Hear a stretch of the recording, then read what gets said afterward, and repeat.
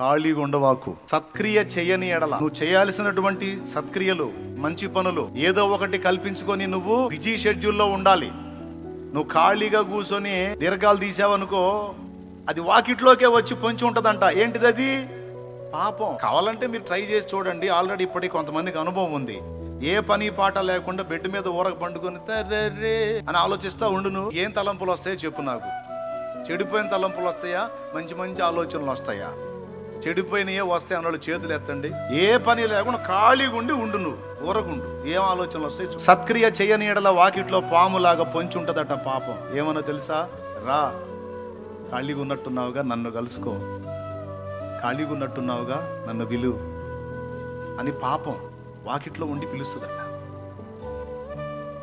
ఆ మాట నేను చెప్పలా. ఆదికాండం 4వ అధ్యాయం 7వ వచనంలో దేవుడే, సాక్షాత్తు దేవుడే చెప్పాడు.